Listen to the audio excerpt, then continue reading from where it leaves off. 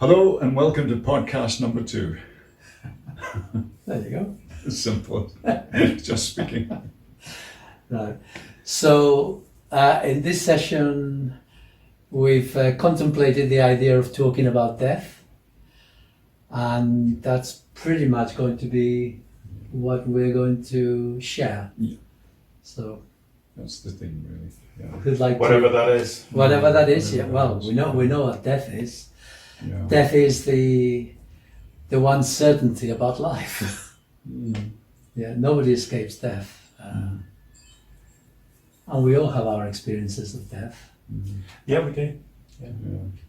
Would you like to start, Brian? Yeah, well, I've got quite varied experiences of death from different perspectives. The first time I remember it coming into my life was when I was maybe 8, 9, 10, and I had we had a family that were close that we called cousins. They weren't the actual cousins, and the younger son of those died at the age of 7.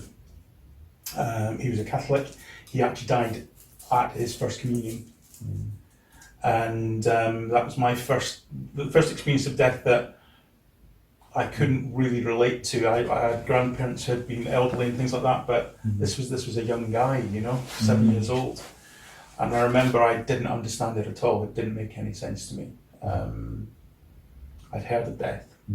I had an idea of what death was, but it didn't really compute.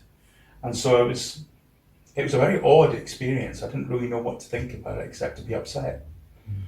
And the reason I say that I have various experiences because I then, years after that, went into the NHS. And maybe this is something we can talk about later, but that death there is treated very differently. How most of us treat death, and of necessity, because there's a lot of it happens, and it can be very easy to get caught up in it, and because of what's going on, the urgency of other things going on, that's not really something that people have the opportunity So to did do. you get to see that person die? Did you see them dead? My 3rd day into my job, 4th day into my job, I saw a dead body for the first time. I was 18, 19 years old, and I went down to look on someone who was in intensive care. I'd not even been to the intensive care department yet, let alone seen what we did there, and my job was to record brain activity. And we got down there to do a test on this person. When I got there, my boss said, "Oh, he died at 6 this morning," because we had a monitor on them that looked at his brain activity, and it just went off the cliff that morning. So what when you saw this dead person, what was the impact on you, if any? I honestly don't know, Sal, because I was forced at the time to treat him as if he weren't dead. Oh. We had to then carry on and do the cerebral death recording to prove that he was dead. Yeah. But until we'd done that, I had to treat him as if he was alive. And I had to say, "You're going to feel this. This will be a bit cold and you'll feel a bit of a scratch," even though I knew that he couldn't feel anything. You had It a was task, really a strange. task to perform. Yeah, exactly. A job. To do. I had to step into job mode. So Yeah. I didn't really get to experience the emotional part of it. Have you experienced that with anyone else? Have I experienced what? The emotional part? The emotional part. Absolutely, yeah. Someone I've lost my sister, I've lost my father. And those were, my sister was completely unexpected. My father was after a long illness, but was still sudden. And so, yeah, I've experienced the emotional part of it. And in many cases, I was Mr. Stoic in those circumstances. I was the one that people came to as the oldest son, and expected to deal with things. To some extent, certainly with my father. Were you racked with grief? I at times, absolutely. At times, I was completely distraught, and at other times, I was having to take control and be controlled to try and look after other people, which is how we're often expected to be, isn't it? And I felt that it was important that happened too, because especially when we lost my father, my mother clearly needed to be looked after, and she was the focus of my attention at that time. You just sort of see people falling apart, and you find yourself thinking about them Naturally. because naturally we care. Yeah, yeah, And it's generally the people that we care about yeah. the most that are involved in these circumstances. Yeah. And so yeah, whilst personal feelings did come into it, Yeah. and I'd been at work when my father died and had to leave work to go there, and found when I thought I was going to see he was ill, I found out he'd already died when I got there. And my mum was there holding his hand, and she was absolutely racked with grief. So did you find yourself grieving over the months, or was it just a one-off? How did you deal with your grief? What did you experience? Well, by this time I had a different perspective on death than most people, so I don't necessarily see it as a negative thing, in that I just think it's the next stage of our journey. That is an intellectual appraisal. Yeah. There's nothing wrong with that, but it's an intellectual appraisal. What people get more drawn to is the emotional experience, because that's what binds us all together. Yeah. And so that's what I'm curious. Well, how did you deal with your grief? Were you overwhelmed on an ongoing basis? Was this a one-off? Did it keep coming back over the months? Did little items remind you of it? Oh, very much so. A word. It could be a word. It could be a piece of music. There's still a piece of music from that event that invokes those memories in me. And I think partly culturally, here in Scotland, we tend to deal with these things behind closed doors and on our own. And I think I did that. I think I grieved in my way when I was on my own, not when I was with others. Where I was, to a certain extent, expected by others and myself to help deal with everything that had to be dealt with and to be a point of comfort for other people. So you had to be practical, but at the same time. But yeah, yes, I was emotional. I spoke at my father's funeral, as I seem to gain the role of doing in my family. And as I did at my sister's and at my granny's, and that was incredibly difficult. Incredibly difficult. I was very, very emotional then. But I thought it was important. I thought it was important to talk about my dad the way people ought to have remembered him, rather than be sad and be distraught at the loss, to actually remind everyone who he was and why we loved him the way we did. And so that's what I tried to do. So today, after all this time, I don't want this to turn into a therapy session, but today, after all this time, is the grief still within you? Do you feel you've sort of left it behind? I've dealt with it, but it's still there. It's there are moments when it still feels raw, and it's when little things like a smell or a piece of music or a part of a conversation just takes us back to that moment. That was a really uncomfortable moment, and so of course it still exists. But at the same time, it's something, as you said, comes to all of us, and we have to deal with it. Yeah. If we don't deal with it, then it's going to be front and centre for. Well, a lot of people don't deal with it because the emotions are too intense. The loss is too intense, and maybe not quite the right moment to say this, but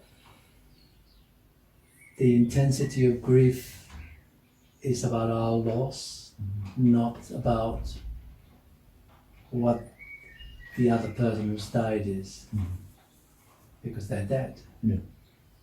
And so what we experience is that emptiness deep down inside of us of what we have lost. It's a very self-centered perspective. And that's, anyway. But it does lend itself to it's a very humbling experience. Sometimes I found when Mum died not that long ago, it's been very difficult with this whole situation with COVID and we've not really had the time to grieve fully, in a sense. We have days like you're talking about, Brian, where you hear a piece of music, or we were talking the other day about the Rolling Stones, and I can see the joy on my mother's face at me playing my little drum kit, shouting for Mick Jagger when I was just a lad, just a boy, and just playing along, that hit me the other day. And then, of course, now when I hear the Rolling Stones recently, I'm replaying them. I can see Mum, and I can sense her presence. And so many drawers in your mind that opens up, and then you. I find personally, like you're saying, you need that a particular space to let it all out. You are going to hold it together. With other family members, you find yourself watching them. Are they coping? Are they okay? And then you find, especially I'm the older brother like you, I find myself in that role.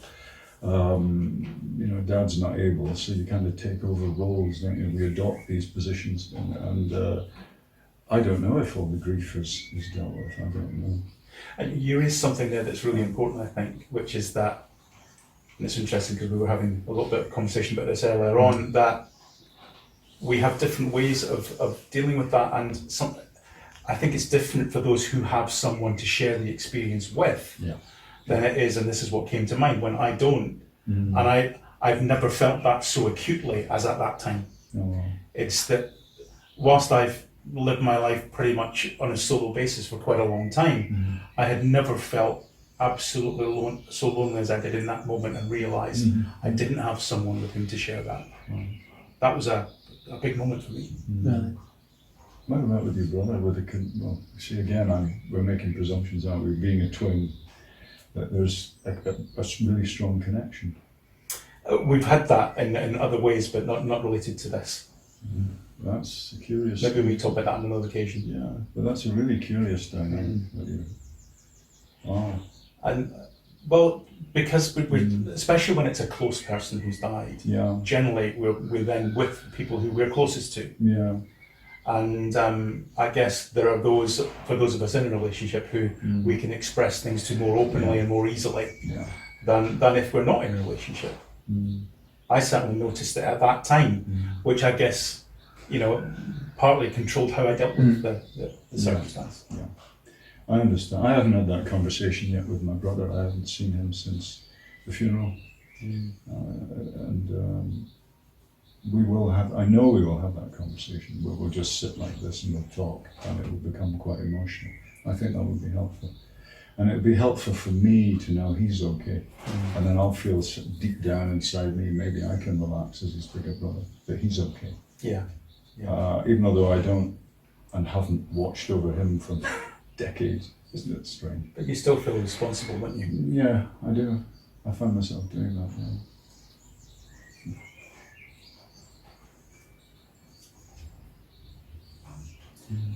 Now you've also, if I can share this, you were in the army Oh yes. a long time ago. Yeah, a long time. And did you also experience death there? Yes. We had moments where people were. I was young.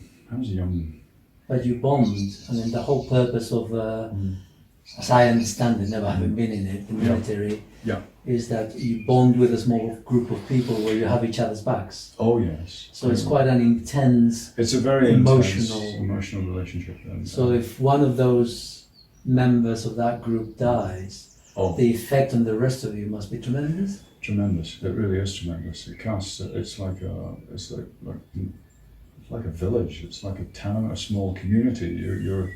You don't like everybody, but you are brothers through and through. You would literally die for one another. It sounds like something from a bygone era, but it is true. And you rely so much on one another. You know that your strength and your survival depends on, I watch you, you watch me. This is how it works. This is how we go home together. If I look after you, you look after me. So did you experience that death from one of your members of your group? Yes, I did. So what was the effect on you? It was hard. And I there's still times where I can think about it, and I have my moments. It's very difficult to put into words. It's something you feel. If people listening to this have never been close in a collective group, then it may be difficult for them to understand, because it's something that goes beyond family in a sense, because we're actually closer than them. Because I think because we've entered into an agreement, we've actually entered into agreement that we're going to do some very risky things, and we're going to need one another, because our backs are against the walls now, because we're going to be ordered to do things that most folk just go to the shops and think about things like that, and we know our life is going to be different, and we've chosen that. We're not looking for pity, but I'm certainly not talking about that. But I'm talking about the effect, and it's very real. And so there's still times today where I can stop or be caught, like you say, a piece of music, a smell, somebody says something. I saw someone the other day who reminded me of someone I knew in the army years ago, and just for a moment, I was having a moment where I thought, oh my God, it's him, and I found myself pushing people out of the way to get over to the edge of the railings to make, was it him? And then when I got there and it wasn't him, I felt so stupid, because my heart started racing. It was like it was 40 years ago. It just, that never changes. But you hopefully, you think you've dealt with it. I hope I've You cannot think you've dealt with something. Yeah. You've either experienced the emotion to the exhaustion of it, or it's still unexpressed within us. Maybe there's still parts of me then. I mean, This is why I was curious. How did you? I don't want to mislead people, and I certainly don't want to make. I don't know. There's that part of me that thinks I don't want to make it bigger than it actually is, or greater than it is. But it's. Yeah, I suppose thinking about that moment the other day when I thought I recognised someone, then you could arguably say, well, there's maybe things I haven't dealt with, and I would have thought I had dealt with them, but. And a lot of, there's so many onion layers of time have passed over the top of this. I mean, I rarely think about it, really, unless something triggers me, like you're saying. Something that reconnects me, opens a door in my mind. Does that mean you haven't dealt with it? Don't know. I don't know, because there's something inside me also. So when I think about Mum, there's something inside me doesn't want to let go, in the sense that I don't want to forget, or just think, oh, it was just Mum, that was years ago. I don't, does that make sense? You don't want to get to that stage. Because you're entering into a new dynamic that you've never experienced before, where all of a sudden you think, oh wow, I could almost facilitate, encourage going to that place where I think, yeah, but that was years ago, whatever. I can't do it. Because it feels... What you're describing, you see, is what we do as human beings.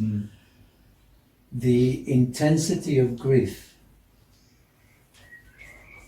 can be overwhelming, especially when we have invested a lot in the love with another person. When we need another person to love us, when we depend on another person to love us, to, in a way, not justify, that's not quite the right word, but to validate, to validate our existence. When they go, we're left numb, empty, desolate, and these emotions can be terribly painful and overwhelming, and they could blow a fuse inside us. So then our mind kicks in. And I had to laugh, because in your descriptions, you kept going back to the mind, to manage the unexpressed grief. Yes. And there's... That's just my limited ability trying to articulate it. No, you're fine. Well, there you go, trying to... Well, no, your ability is fine. It's the language of emotions which matters in situations like this. The language of the mind suppresses our emotions. Well, I thought about Mum this morning, because we were going to be doing this, and instantly, what you've just said, it's just hit the nail on the head for me. I instantly realised how much how many particular sections in my life Mum validated for me? Those bits of my life. Because I would say to people, well, if you don't believe me, ask my mum, she was there, or Mum, and I think, and I found myself talking to my mum. I thought, oh, Mum, you're just not here anymore. This is just between you and I now. If no one believes this, or they weren't there, or I can't do anything about it. But then I became aware of the emptiness, that great big void, that space that's now there that was Mum. And when people are alive, you maybe don't notice till they've gone, and then you think, wow, that's a big hole, isn't it? Yeah. So I felt that this morning. Yeah, but I wasn't. Then what did you do? You see? Well, it didn't make me choke up or fall apart. I spoke to my mum about it. I think for me, as I said to Susan, I'm glad Mum's gone. She doesn't have to live through any more of this nonsense that's going on. She was suffering greatly, and now she's free of that. So the bottom line is that grief is a very intense emotion for most of us. Mm-hmm. But we go through life without actually experiencing it. And in my case, in my own life, my mother placed me in an orphanage at the age of 3 years old. And that grief was just numbness. I was emotionally numb. It was just a little bit of numbness. And then I was in this orphanage for 5 years with a nun who became like my surrogate mother. And the only problem there was 100 other kids all wanting the same mum. Nevertheless, she became in many ways my world. And then I was taken away from her and put in another orphanage run by priests at the age of 8. And that little bit of numbness when I was 3 now was a huge numbness. And I went through life not realizing that I was grief-stricken. But I was so disconnected from my grief that my heart had shriveled up. And it was my grief. And I had no idea. And that went on for a long, long time. And the major move away from my grief was a client I'd had for 10 years. This was an acupuncture client. And at the age of 92, he died. And he stopped coming, I don't know what's happening, and I found out he was in hospital, and then he was dead. I'd gone to visit, he's not here anymore, he's dead. So I went to visit him in at the funeral parlour, and I saw him on that slab, and suddenly, unaccountably, I so welled up with grief. For about 10 minutes, I was grief-stricken. I was sobbing, I was shaking, and I did not know how to express what I was experiencing. After 10 minutes I left, my wife was outside. Oh, what's the matter with you, she says. And I shared, and she was very understanding, and I still didn't know what to do with these emotions. And this is when I discovered, for the first time in my life, at the age of 40-something, why people wrote poetry. Because the only way that I could express or make some sort of sense of my emotions was to write a poem, to express myself in this way, to find words to express my emotions. And which I then read out loud at his burial. Oh, wow. And that intensity of grief had nothing to do with him. It was the grief of my whole life.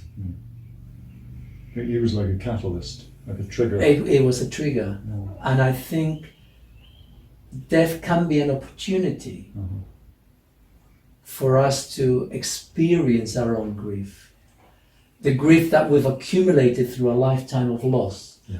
Because loss isn't necessarily someone dying. It can be when someone that we really love is removed from ourselves. Goes away, You know, when we say love, you know, we need, that part of who we are. And now it's fascinating you should say that, because I experienced that, and it comes back to what we were talking about just before we started this conversation about my having a twin brother. Yeah. When I described how all through our childhood we were the twins, we weren't really seen as individuals. That changed in a way that I could not control, and it's exactly what you were just talking about, Sal.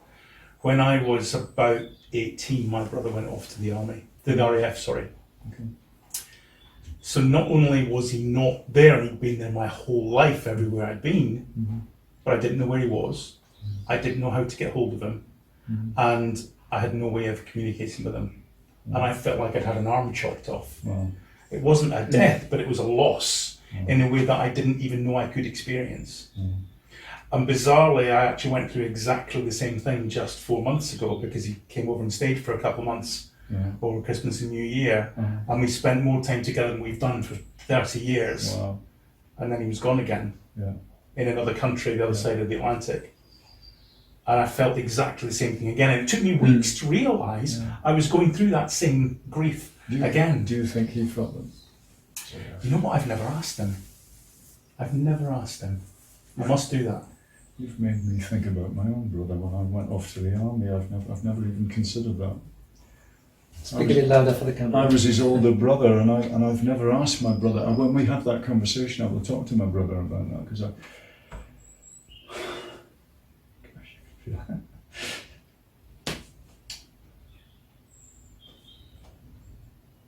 I must have put him through hell. He must have been so worried, sick. I know my mum was. While I was off playing soldier, I must have put him through hell. Must have been really difficult.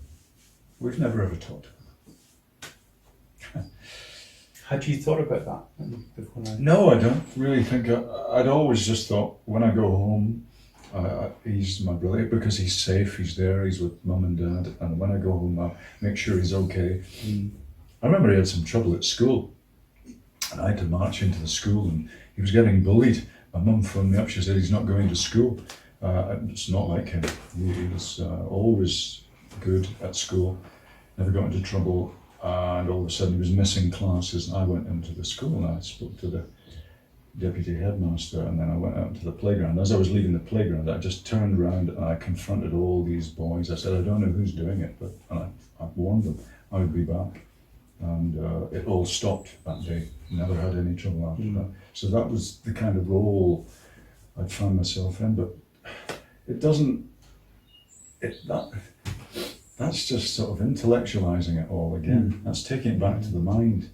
Yeah. You know, and I can hear Jesus saying, you know, metanoia, go beyond the mind, beyond thinking about just I can rationalize this.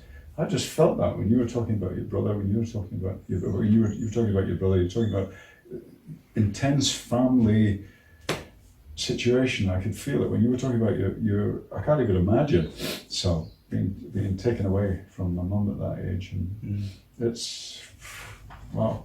My mum was such a key. I mean, you found something in that lady, the nun that you're talking about, but then you were taken away again. Yeah. Oh my Lord, I can't even imagine the pain. There was no pain, it was just numbness. Yeah. Total deadness. Yeah. Internal deadness. You've swallowed it down and sort of kept it all down, and I just felt that there, so it's just all coming to the surface. And so there you go. It is a therapy session.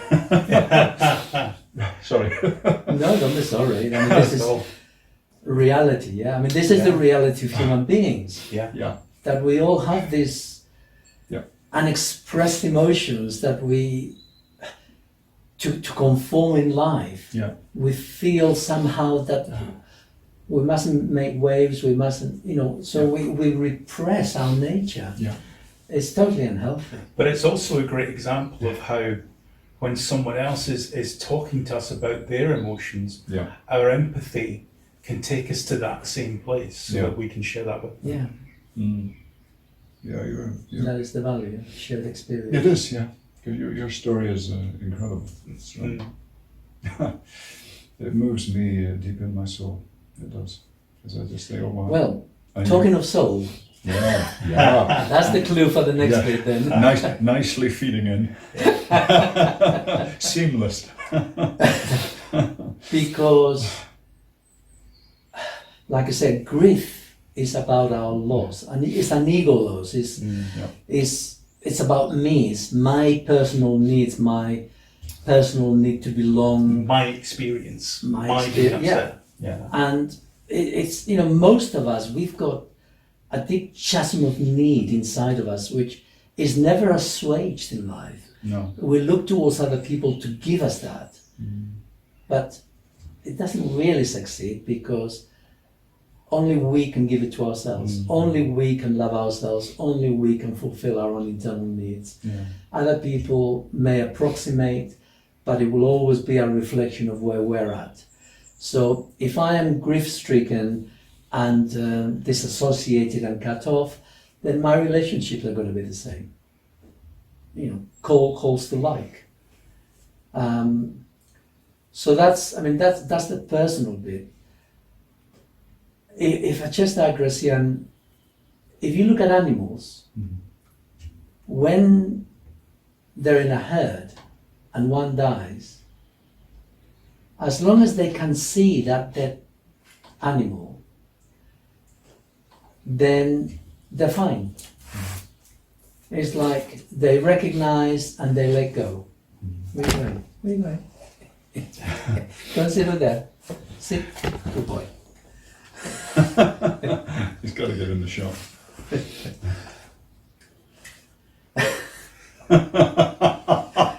Never work with animals. Yeah.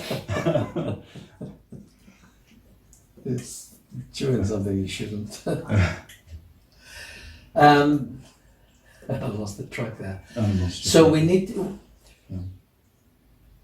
this is just as important for human beings as it is for animals.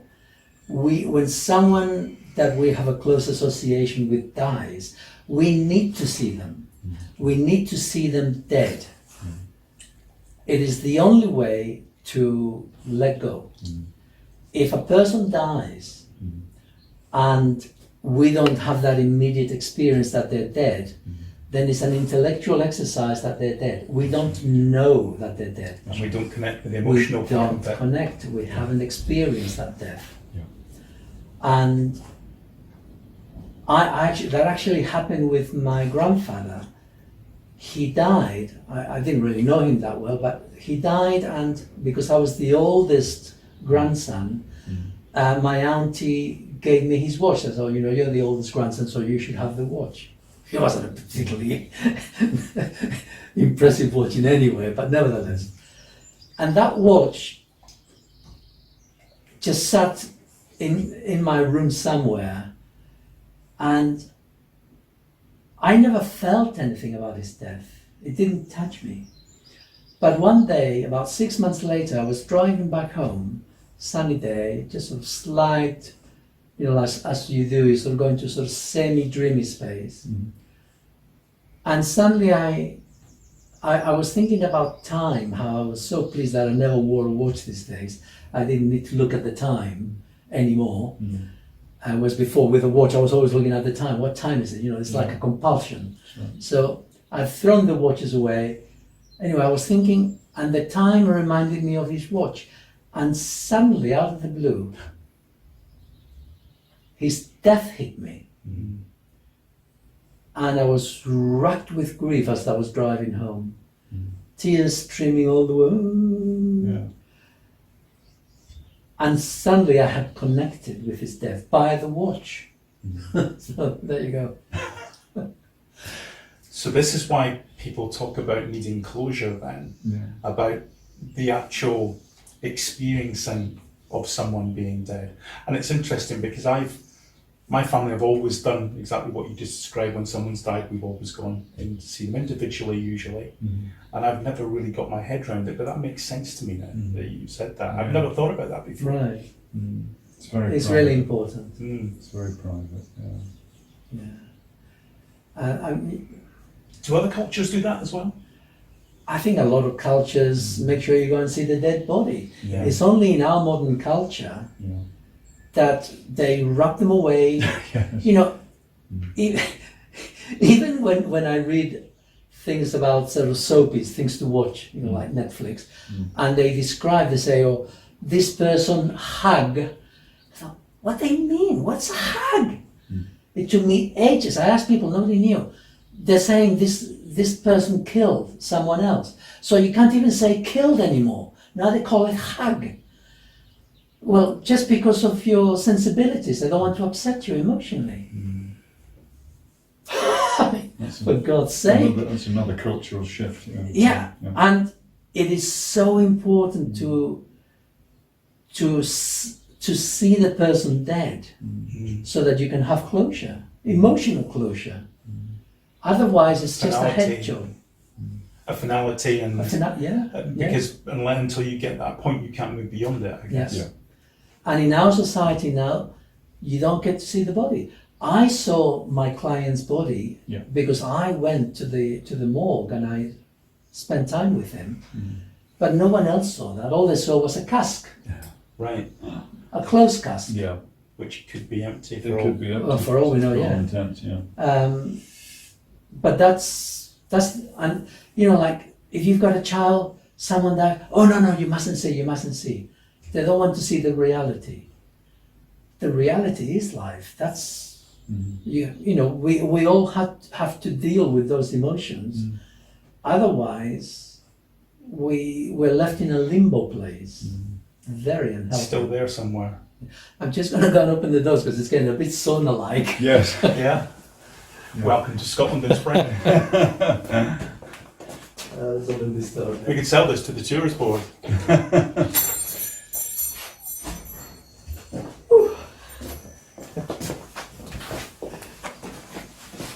Right.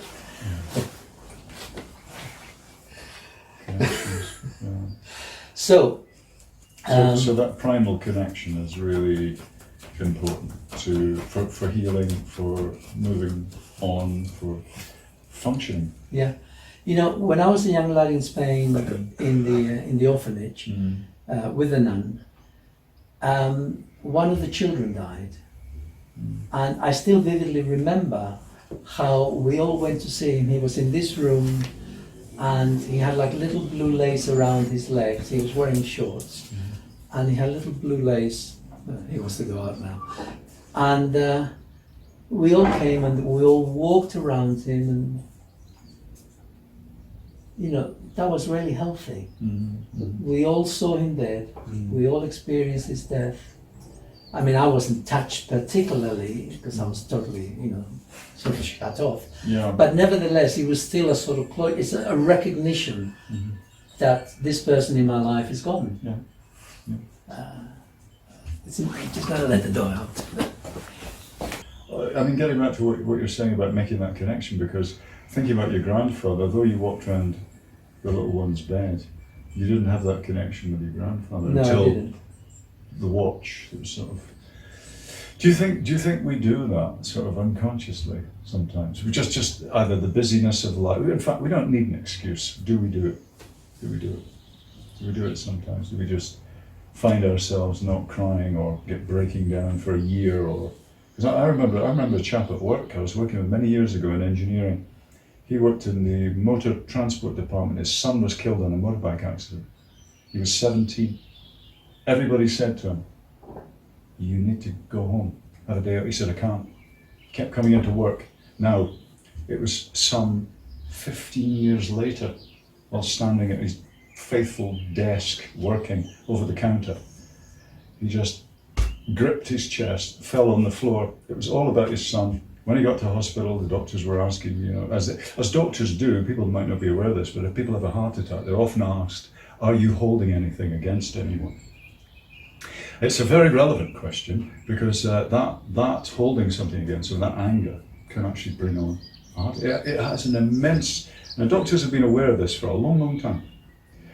So he was asked that question. Of course, all this came out about his son, and he didn't come back for weeks, and it wasn't the heart attack; it was the grief that he'd been holding on to all that time. Because when he came back, he was actually really well. He looked much healthier. He'd let go of something he'd been carrying for about 15 years.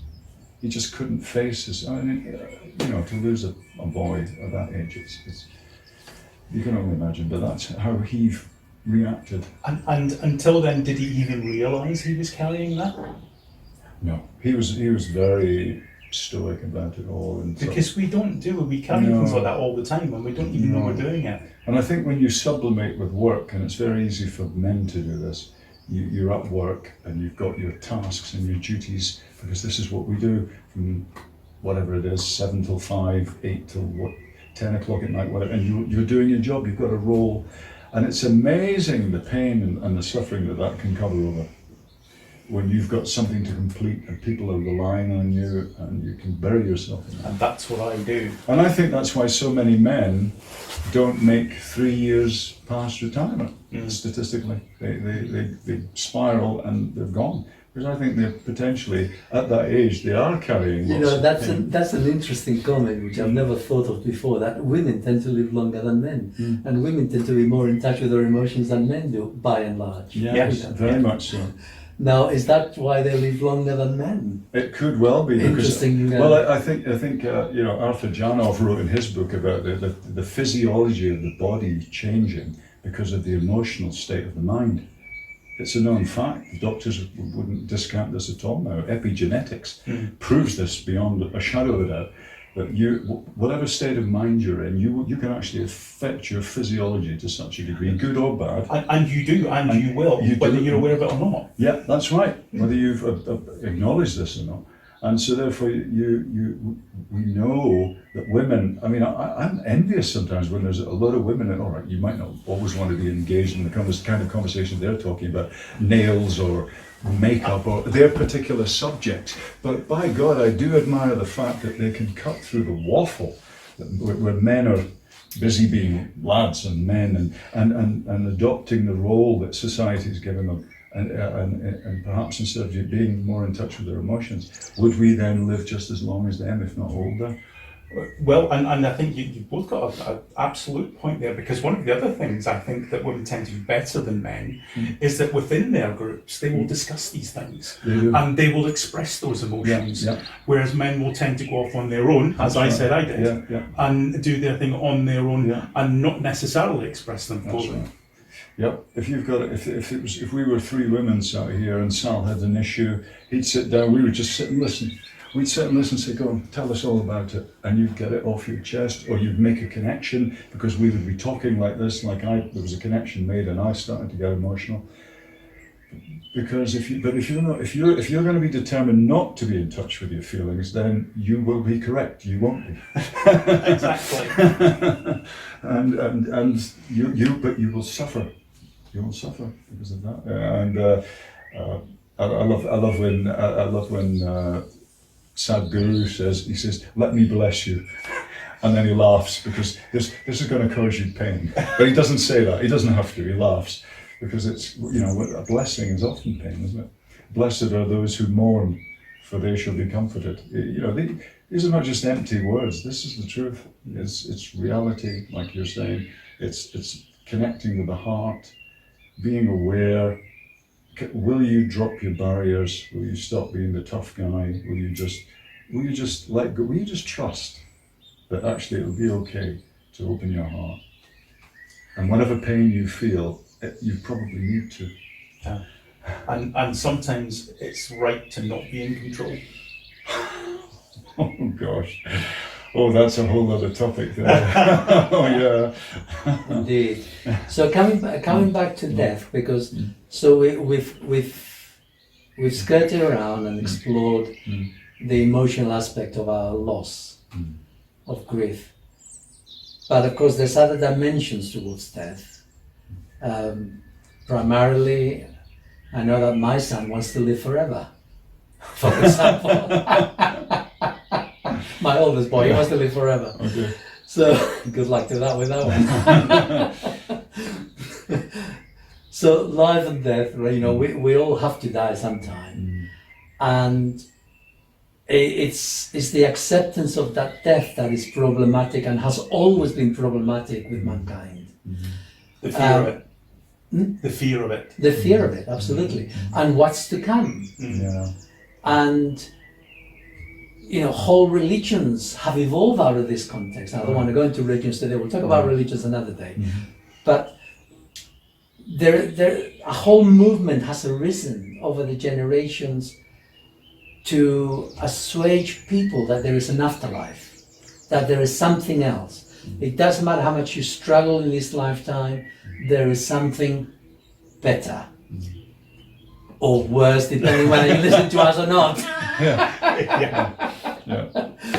So, and that then of course gives rise to the concept of, well, is there more to a human being than just our present experience? Are we, are we soul? Is there soul within us? Is there something else? Yeah. And so depending how you would listen to, you're going to get different answers. Yes. In terms of experience, my personal experience, I was in my 40s and I was leading a meditation group. And there was a woman there she had cancer. And so we'd gone to her home because she couldn't go out anymore. So we'd gone to her home and we're all sitting there and I was just getting ready to lead the group. When out of the blue, I saw a blue light above this woman's head, and it started to rise.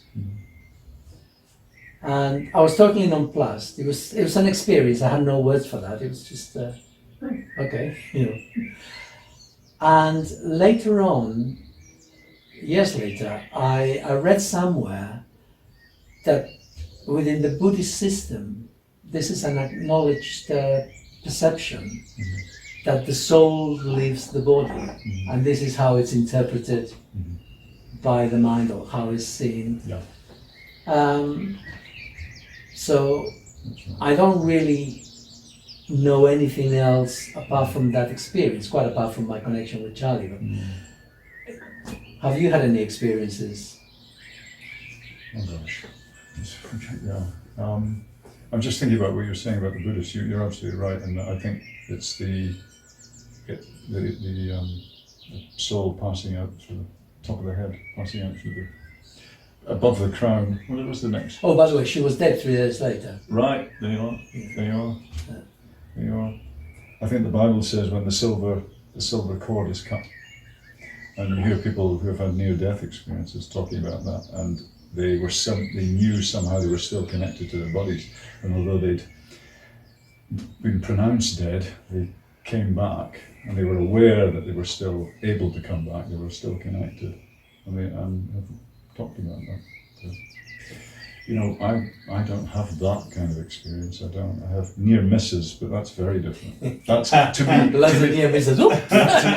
They're almost irrelevant. That's nothing to do with what we were talking about. Because it just acts as some sort of progenitor to me surmising. That's all. Well, I guess it depends what you mean by near miss. I mean, I haven't experienced anything like you described, Sal, but I can think of two circumstances where things could have gone in another direction and I wouldn't have been here. One was a violent situation where other people were being violent towards me, and luckily I got out of that scrape, however I managed that. The other was very different. So there was an automatic resistance involved in that because it involved violence. Okay. But the other one was very different. The other one was I was trying to overcome some personal issues, and I was medicating myself, something I probably shouldn't have been medicating myself with. I got to quite high doses. And quite unexpectedly, I stopped breathing. And I became aware of this. I realised this was actually quite serious. But I was completely calm about it. It was just accepting all that Yeah. and just experienced it. Which I have this intellectual idea which I've described to you before, Sal, that I don't fear death itself. I don't particularly fancy the process, but I don't fear death. But this was different. This was is this? Is this what's happening now? And quite spontaneously, the result, I started breathing again. But wow, did that spur me to make some communications that I realised I probably want to have done these things. It certainly made me think about things that I hadn't considered before. It's quite different from what you were describing, but that's the closest personal experience I have to anxiety to death. So, question is, does any part of us survive what we call life? Is there such a thing as a soul?